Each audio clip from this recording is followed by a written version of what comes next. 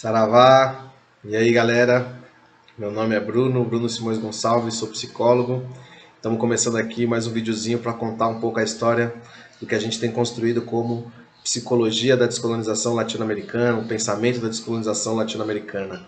A ideia é nos próximos 3 ou 4 vídeos a gente construir aí umas bases, alguns pontos que a gente considera fundamental para a gente entender, começar a pensar aí o que seria uma psicologia da descolonização latino-americana, uma psicologia popular desde abaixo.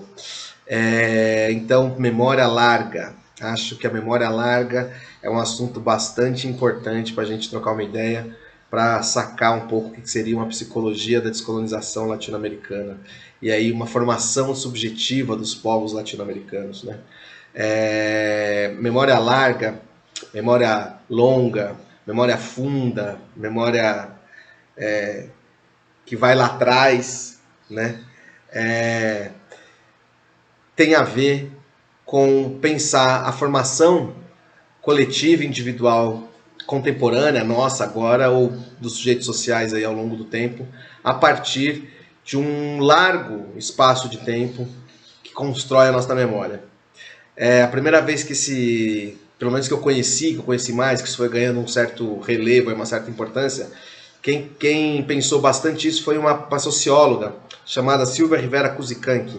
Ela é boliviana e trampou um tempo ainda faz trabalhos até hoje, mas sei lá, uns 2 décadas atrás, um pouco mais talvez, ela teve junto com movimentos obreiros, movimentos de trabalhadores mineiros da Bolívia, e que ela foi lá um pouco para entender como é que eles estavam se organizando, se aproximar e tal, sacar um pouco o rolê deles. E conta ela que estava na expectativa de chegar lá e ver grupos de trabalhadores voltados para uma organização anticapitalista, de caráter comunista, de caráter socialista, muito voltados para essas lógicas próprias dos chamados movimentos de esquerda de matriz eurocêntrica e tal, que era aquilo que ela imaginava que ia acontecer. E realmente ela foi lá e encontrou com isso. Chegou lá e tinham lá organizações, partidos, movimentos sociais com essas características que ela estava esperando, que são os movimentos clássicos de uma esquerda, da classe organizadora da classe trabalhadora organizada. Porém, todavia, contudo, tinha algo a mais, algo que ela não esperava, que aquelas pessoas que estavam ali organizadas em torno ali daqueles movimentos, daqueles partidos, acho que já havia partidos e tudo, também falavam de maneira muito enfática, de maneira muito forte, que eram também indígenas contra o colonizador, ou contra o crivo colonial. Que eles participavam de uma luta que era uma luta de pelo menos 500 anos. Que além daquela luta, daquela conjuntura dos trabalhadores obreiros contra a opressão do patrão, contra a opressão da dominação via exploração do trabalho, havia também, junto com isso, se somando nisso, uma memória larga de indígenas lutando contra a dominação colonial.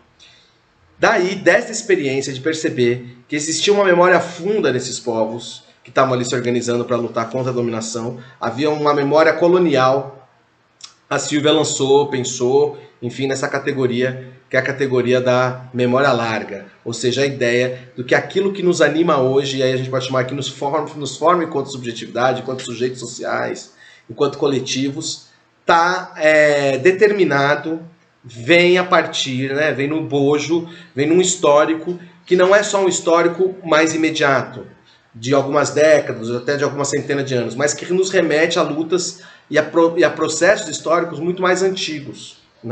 Então esse é um primeiro dado importante para entender o que a gente está chamando de memória larga. Essa ideia de que a gente se fundamenta, que a memória histórica nossa, que vai um pouco desenhar, ela vem de outros carnavais, digamos assim. Um segundo elemento que nos ajuda a compreender um pouco o que nós estamos querendo dizer com essa ideia, com essa noção de memória larga, é a gente pegar um fato e dar uma olhada para ele segundo uma memória larga, usando um olhar que pegue um pouco essa onda da memória larga nele. Então, se a gente pegar, por exemplo, o atual governo brasileiro, você vê muita gente falando que para entender ele, e isso é bastante compreensível, eu acho que quase óbvio, você tem que voltar, entender um pouco o que foi as ditaduras e os processos de ditadura dos anos 60 e 70 na América Latina. O nosso presidente hoje é um militar, é um cara altamente autoritário, que não tem respeito pelo povo, inclusive que tem feito processos de verdadeiro genocídio, né, com a população, que remete a um modus operandi muito próprio, muito forte das ditaduras e da forma como foi conduzido os países aqui durante as ditaduras dos anos 60. Mas se você parar para olhar com cuidado e puxar um pouquinho antes, ter um governante com esses aspectos extremamente autoritários, extremamente vinculados aos países do norte global, vinculados aos interesses econômicos desse país, dependente desses países, criando formas de organização e de mando e de desmando altamente autoritárias para seguir esses ditames, com profundo desrespeito a qualquer nível de soberania dos povos, com profundo desrespeito com os povos dos territórios e tal, isso nos remete a uma realidade colonial. Não é isso? Isso nos remete a uma realidade que tem a ver desde as capitanias hereditárias, de como foram escolhidos aqueles que vieram para cá, como foi escolhido, como se desenvolveu o chamado coronelismo aqui, todo o desenvolvimento da América Latina, a Casa Grande da Senzala, todos esses grandes motes aí que vão criar essas figuras patrimonialistas, patriarcais, de mando, autoritária, homens, toda uma série de brancos, toda uma série de coisas. Você percebe que a nossa atual presidência, ele obedece a um padrão muito forte aqui, que é um padrão colonial, né? Então, esta é uma das formas também da gente passar a entender o que seria uma memória larga. Para entender a realidade que está acontecendo hoje, você dá uma olhada para 500 anos de história, pelo menos 500 anos de história, para começar a compreender isso, né? Um outro exemplo que eu gosto de dar bastante por exemplo, o meu café da manhã, meu santo cafezinho da manhã aqui, pão com manteiga, café com leite, que é uma coisa que eu gosto muito e que eu posso dizer que me determina, né? Que dá contornos importantes daquilo que é ser Bruno Simões Gonçalves, aquilo que eu sou, né? Enfim, eu me sinto muito bem representado com café com leite e pão com manteiga. Se você pegar esse prato, que eu estou longe de ser um exemplo único, muitos brasileiros e brasileiras dirão isso, o que está por detrás desse... Se você olhar para esse prato de comida, para esse prato tipicamente do café da manhã e do café da tarde aqui no Brasil, de diferentes regiões, um pouco mais, um pouco menos de outras, mas é uma coisa bastante espalhada no território nacional, você vai estar falando do ciclo do café, do ciclo do açúcar, da chegada do trigo aqui para a produção de pão e de outras coisas, você está falando do ciclo do leite.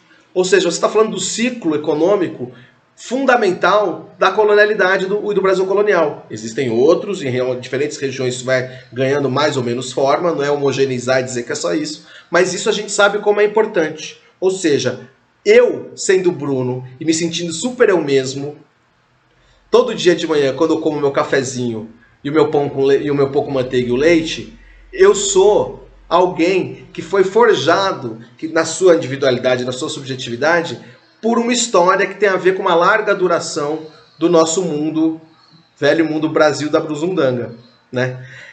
Provavelmente na Noruega, poucas pessoas se sentiram tão assim elas mesmas ao tomar de café da manhã, esse café da manhã que eu tô falando aqui para vocês, né? Isso aqui é só mais um dos exemplos, né, que eu quis dizer aqui de maneira muito rápida para a gente entender um pouco o que é esta memória funda. Aquilo que eu sinto como eu mesmo, aquilo que me funda, aqueles traços fundamentais, quando eu acordo de manhã e me olho no espelho e me construo como o Bruno ali de manhã, se eu for olhar o que está por detrás desse desenho cotidiano que eu faço de mim mesmo, eu vou encontrar dados que têm essa memória larga no seu processo de formação, no seu processo de constituição, né? Então, um pouco essa ideia de memória larga que eu queria dividir com vocês como um dos fundamentos importantes para a gente entender a formação subjetiva, a dimensão subjetiva, as relações intersubjetivas dos processos aí de individualização, de produção de singularidade psicológica aqui na América Latina. Tá bom? Espero que tenha dado para sacar um pouco aí. Bola pro mato, que o jogo é de campeonato. Saravá. É nóis, gente. Valeu. Obrigadão aí.